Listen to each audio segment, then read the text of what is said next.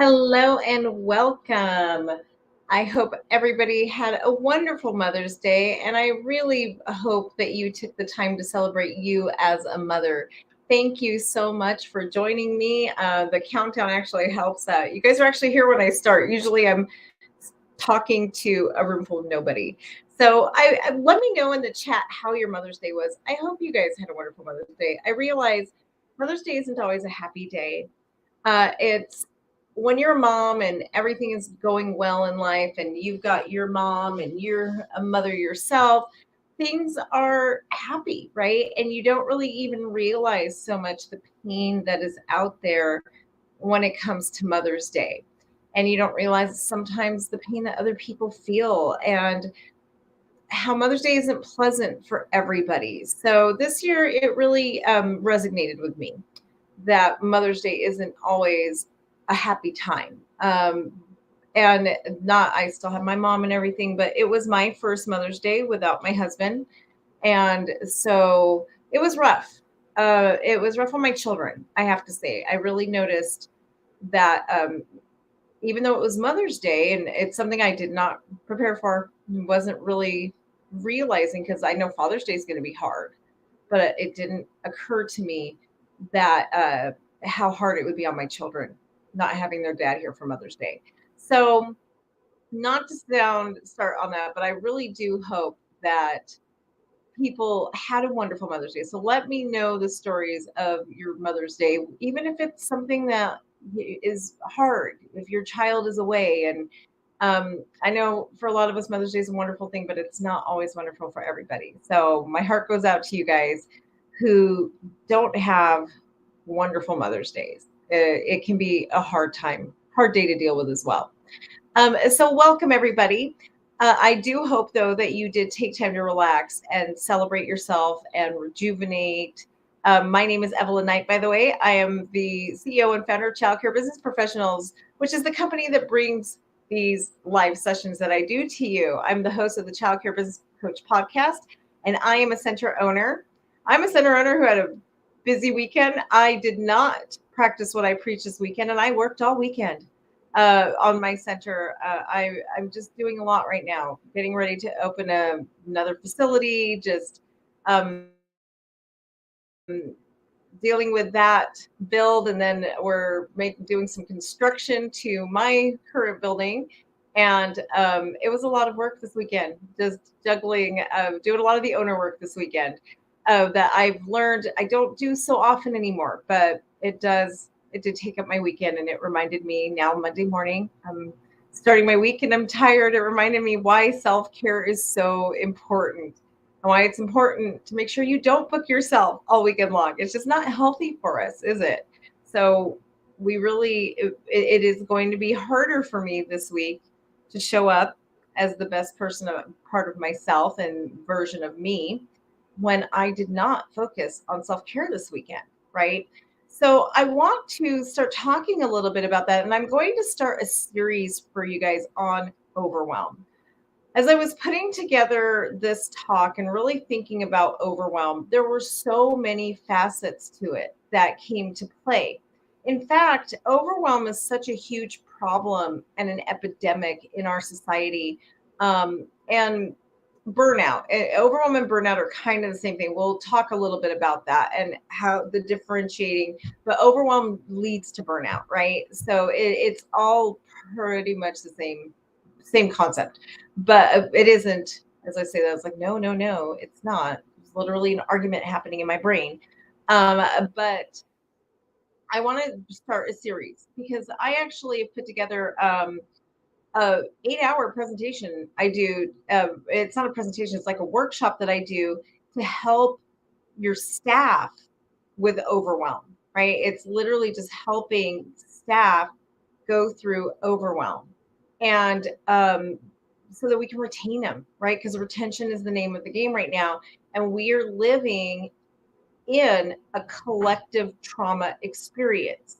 In our lifetimes, we've never seen this happen, where there's with what's happened with COVID, we're in a situation where we have a collective overwhelm because of trauma. right? We all experience trauma together. So we're all seeing the effects, and we all have this basically the backlash of trauma and the side effects that happen to it. So, because of that, we're seeing a rise in overwhelm. We're seeing a rise in burnout, right? And so the overwhelm comes first and then the burnout. If you can stop when it's still in the overwhelm phase, you can prevent the burnout. But you can also come back from burnout, right? So we're going to do a series just to help you guys. I'm just going to take you guys through what I do myself. I've been going through a season of burnout and overwhelm myself. And it's not so much burnout yet. I know how to make sure I'm not there. Like I know the red flags. So I make sure I don't allow myself to get to that place of burnout, which I have before, and I won't do that again. So I want to go through and just over the next few weeks, this is what we're going to do, be diving into is really just what is burnout and how can you as a leader help yourself and guide your own staff through it. And so when we do this workshop, there's a lot of different things we do that I won't be able to get into during the series, but you guys will get a good bird's eye view, and it is a good starting point to manage your burnout. So basically, understanding how you feel when you're overwhelmed. Most of us know what we feel like. And understanding those lines between burnout and overwhelm are very important. When you're overwhelmed, you just feel like there's so much on your plate, you can't handle it. You just feel like that nagging feeling constantly that there's just not enough time in the day to get everything done, and that you just don't have enough help, and there's just no way for you guys to manage all of this, right? And I'm sure as I'm saying this, there's 19 of you on right now, and I know there's going to be lots in the playground back. Let me know in the comments who resonates with this.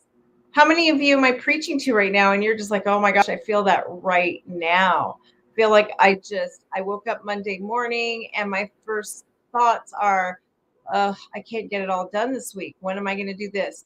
And you may not have had that as a conscious thought, but you might have thought, when am I going to get this done? And when am I going to do that? And and how am I going to juggle it all? And what am I going to do? Yes, numb, right? Where you just kind of like, what am I going to do? So for me, one of the things I do and something I've been trapped in right now is I go from waking up that way, thinking about like, oh my gosh, all the things I've got to do and I've got to face and I have to deal with and this and that. Well, I won't allow myself to wake up in that negative thought pattern because I know it's going to spill through for my entire day. So I immediately go into devotional prayer, affirmations, and do the things to make sure that I can walk into my day with a positive mindset, right? And even when I have to force it, there's days that it's like, oh, I got to do this, and you're not feeling it, right? But I force it. So the problem lately I've been dealing with is I'm doing that, but then I'm burying, and then I go into my day and I just leave these things in the back of my mind, right? All of these big things I have to do are just in the back of my mind. And most of them are personal. It's not professional. I'm very good at like professionally. It's kind of ironic that I like.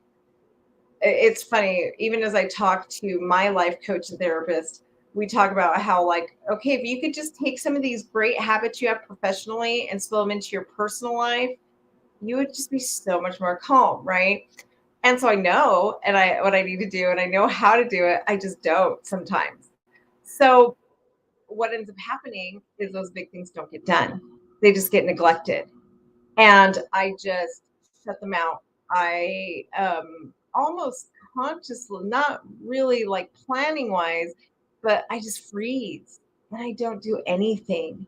And these tasks start to pile up, right? And how many of you are in the same boat where you just look at it's almost like looking at your house and you know you need to declutter, but it's so big and there's so much that you do nothing. Instead of just starting in one little corner and getting one drawer, the junk drawer in your kitchen, right? Just get the junk drawer in your kitchen done first. Instead, you walk through everything, and it just eats at you. And I can give you guys an example, like for my house, I'll give you an example of my personal life. While my husband was sick and I was his nurse, my house got neglected. It was very difficult for me to run two companies and be a full time nurse to my husband and also nurture relationships still, right? I'm still a mom, I'm still a daughter, I'm still a sister, I'm still a friend. So trying to still be nurse, business owner, CEO, all these things, my house was what ended up really getting neglected. And I used to like I actually love a really well kept like house to the point that I would actually touch up paint annually to make sure, like, you don't get those wall smudges. Well, this was my life for 3 years. So not only did I not touch a paint, but I also wasn't walking around cleaning the walls like I normally would. And so now I get home, drive into my garage, and I see a garage is piled with stuff. And a lot of it is still the medical equipment that my husband had during his illness. He was on oxygen. He had wheelchairs. He had an electric and a push wheelchair. He had shower chair. Like one of the things that after he passed away, I wanted anything that had to do with the sickness out of my house. Like that was a big rule for me is I don't want to remember my husband as sick. I want to remember him as the man he was before he got sick, right?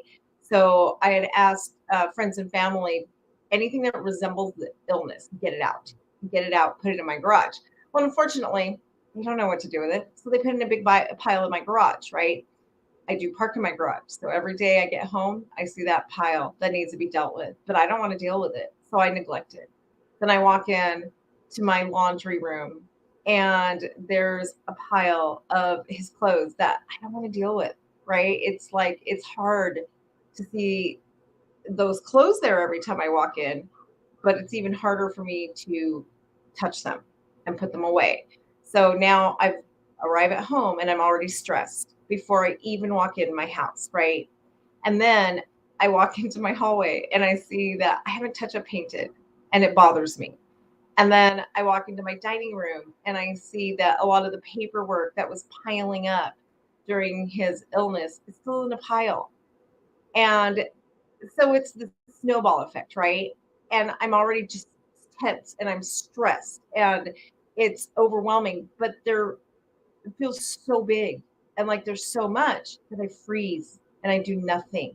I look at it as one giant job and I do nothing, right? So a couple weeks ago, my coach, my life coach, actually, she challenged me and she just said, Evelyn, I want you to just clean that corner of your dining room that you bring up. That's it. That's all. Just that. Don't think about the clothes. Don't think about the garage. Don't think about your living room. Don't think about your bedroom and the medical equipment that's still in there, the shoes that are still at the side of the bed, right? Just that one thing. And I did. And it felt so good that it spilled into my laundry room. And then that spilled into my living room. And which my living room really wasn't, but still, I still went and cleaned the blinds and did all the things I normally would have done prior to my husband's illness, right? So taking that first step was really, really helpful. And it opened my eyes to the fact that all of these things that I've been allowing to overwhelm me, I've allowed it. And I want you to really, really focus on that word, the things that I've allowed, right? There's a lot of things that are really hard. After losing somebody, there are things that are hard to deal with. There are things that are hard to face. But I realized by doing that one thing that by not facing them and not dealing with them, it gets a lot harder and it puts you in a state of overwhelm.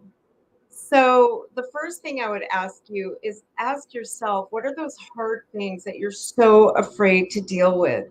Because they're making it bigger and harder. And it will make it easier for you to do those bigger things that are also hard and causing you a lot of problems, right? Again, going back to the example of like cleaning up your life after losing somebody. Um, those really hard things, like I had to deliver my husband's death certificate to the bank. It's been 10 months. It's been 10 months. I need to do these things. And ironically, doing the little thing of cleaning that corner gave me the courage to take a death certificate to the bank, right? So it's not just the big things sometimes, it's taking those small steps of those things that are just nagging at you. It might just be gathering paperwork that you haven't gathered. Just get it organized, right? It might be sending that email that you've been avoiding to get something rolling, to get the ball rolling. It might be hiring somebody, just a one time thing, right? That maybe there's some maintenance that has been neglected and you just need to hire someone to come fix a sprinkler system. Those little steps, those little baby steps sometimes are all we need to get that momentum, to get them going. And I have to say, like, there's a wonderful book that's called The Body Keeps the Score. And it's really interesting to me because it talks about how the things that are in your mind weighing you down actually translate into your body. And it literally starts to manifest illnesses. And it's funny because when I talk to high level women, a lot of times they have, like, a lot of them have autoimmune neurological problems, like I do, right? Because what we allow into our brain and what we leave undealt with, it comes through to our body. And I was talking last week to, again, same person, my life coach therapist, and we were discussing like the body issues. And I was to the point where I had back pain to the point that I couldn't even stand up. I like was just so hunched over, I couldn't stand up. And she told me, Evelyn, go into yourself and really think about that pain. Where is it coming from?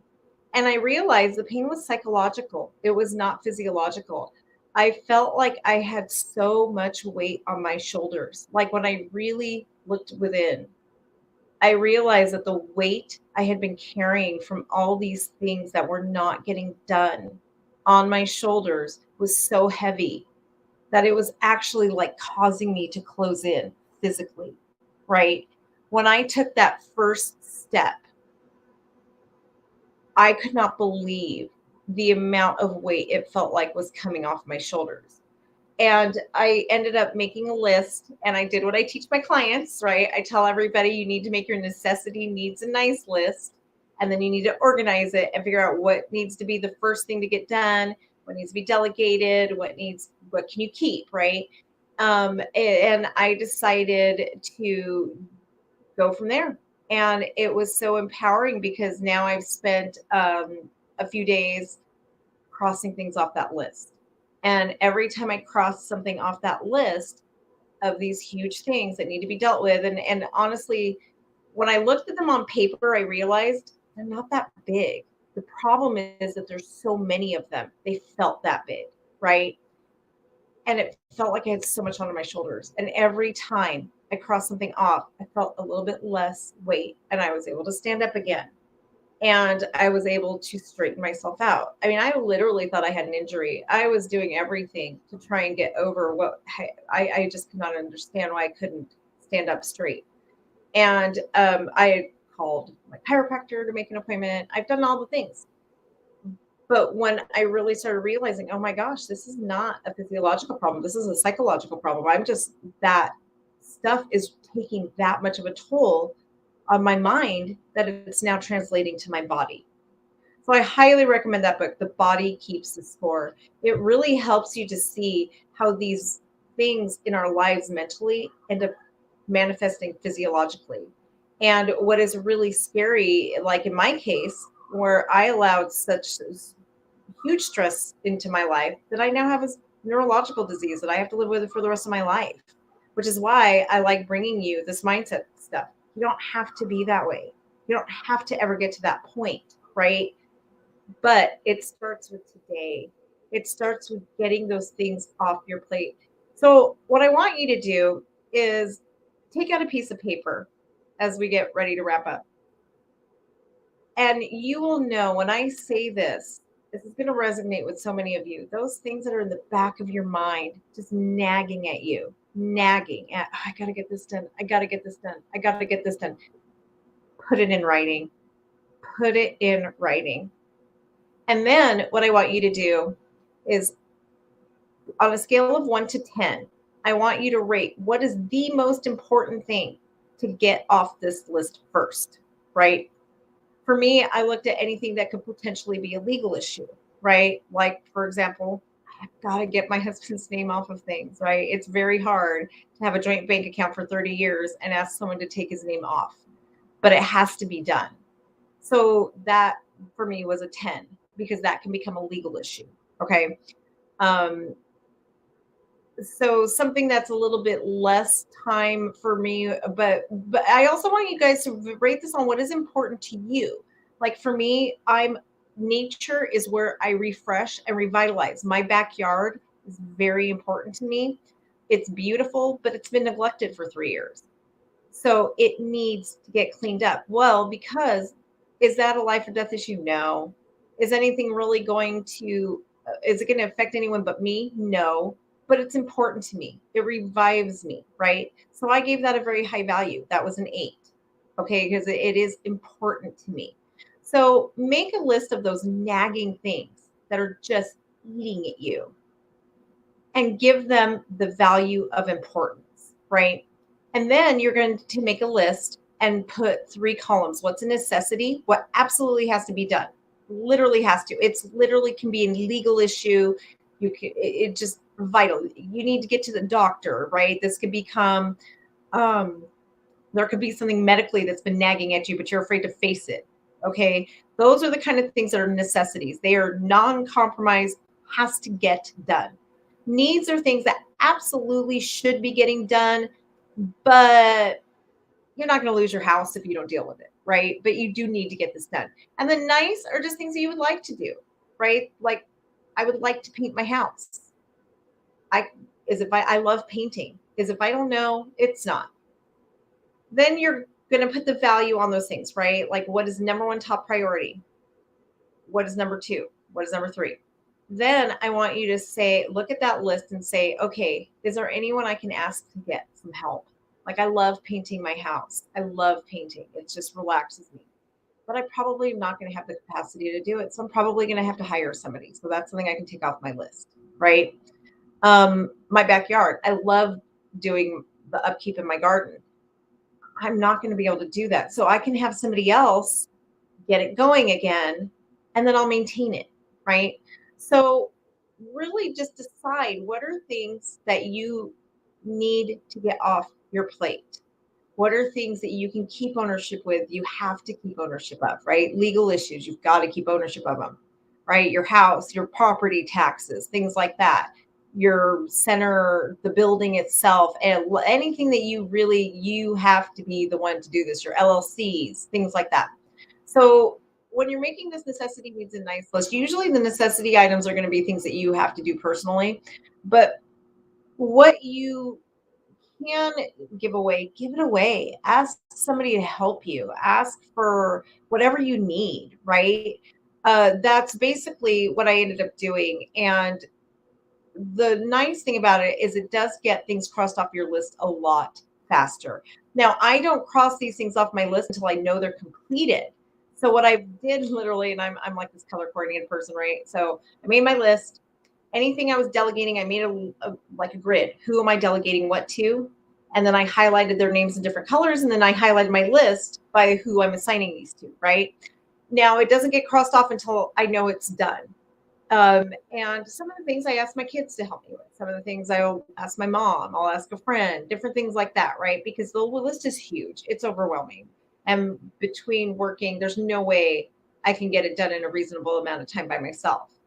But it made me feel so free just to create the list, to see it all, to get it assigned, and to really get it organized in my mind. Because instead, it was literally like a giant ball of yarn that somebody had just raveled up, right? Like I imagine my cat playing with a ball of yarn, and when I'm running around raveling it up, it was literally like just in the back of my head. And everything I was doing, everything, every time I taught you guys something, it's just sitting there nagging at me, right? When I wake up in the morning, it nags. When I go to bed at night, it's nagging me.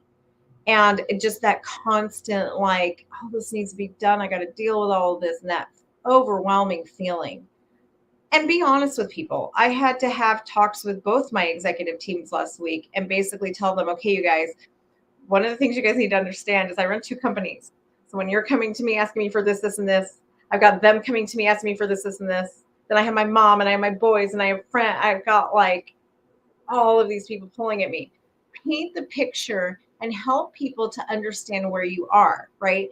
One of the things that's very important for us to understand is people don't see it all unless we communicate it. If you're when you are overwhelmed, right? A lot of times as moms and professionals and wives and everything else, it feels like somebody is always asking something from us, but they don't know that, right? They don't understand that what they're asking you, you've got 10 other people asking you as well for something different. And what they're asking of your time, you also have 10 other people asking of your time. Unless you communicate that and unless you create the structure that helps people to respect that, they don't know that. And that's on us. We can't get upset with you can't get upset with your husband calling you and asking you for something if you don't explain to him where you are in life, right? If he doesn't understand. We make assumptions that people know, but they don't. It goes back to the same thing on when I'm teaching the organizational chart. If you've ever taken my org chart training on how to formalize your company structure, your most of you guys don't even know what an organizational chart is, but anyway, basically I always tell everybody who's taken it, you have got to do a staff meeting explaining why, and you have to paint the picture on why this is important, right? You can't just make assumptions. Just let people know where you are. So, and it's up to you though to construct those times on, okay, from this time to this time, you can't bother me because I need to get the work done. And from this time to this time, I can't get those things that you're asking me to do if my schedule is constantly full, right? But you also have to make sure that everybody knows this. Your children may not understand and know. Like for me, I have grown children, right? 18 and 23. So they'll, Mom, you didn't get this done. Well, yes, you asked me 2 hours ago, but I was in the middle of a training 2 hours ago that I was conducting. So when was I supposed to do it? They don't see all of that. All they see is the role. The only thing that they see is the role that they interact with you as. They don't know all the other hats you wear unless you tell them, right? So I want you to imagine that person right now that it's just stressing you out, all the things they ask of you. Well, the only thing they know of you is how you interact with them. They don't know all the other things unless you tell them. And even just schedule a time, like tell them every Wednesday from this time to this time, we're working on things together. But that is your time. So if you need something from me on Friday, unless it is dire, like a licensing issue, I'm not going to do it till Wednesday because this is our time together. You have to set those boundaries. Otherwise, you will just be completely overwhelmed and you will become burnt out. So I hope that was helpful for you guys today. I know it was really helpful for me. It got, even though I worked all week, it got so much off my shoulders that I physically feel better today. And I think mentally, I know I will be able to show up better mentally and physically now because I just sorted through that, that giant I feel like really a ball of yarn that was sitting in my brain, right? So that's my challenge for you this week. Sort through your ball of yarn. Just get it all out on paper. Even just doing that helped me to see that it's not that these tasks are so huge, it's that there's so many of them, right? And it really helped me to put it back into perspective and really understand. that is not so bad. The other thing, one last thing. The other thing is I did make sub lists, right? So I might have put something like, oh, Sheila, it's good to see you. So one of the things, I'll give you guys an example of a sub list and then we'll be done. My son's graduation is coming up, right? So I put like Ronan's graduation. And then under that, it's going to have sub lists like, check on RSVP list, see who's coming to his graduation party, order this, right? So you don't want to just put something that big. You want to make all the little things that go into that. And so some of your lists, your items will have sub lists, right? If it's going to be just like, okay, I got to go to the bank, then what do I need to do at the bank? I got to bring the death certificate. I got to bring the court documents. I got to bring, right? So make sure you do that too. But start with your big list, then make your little list, then sort them into your necessities and nice. I hope everybody has a wonderful week and just really start managing that overwhelm. I know it's a lot right now, but we are going to start getting to the bottom of it. Bye, everybody.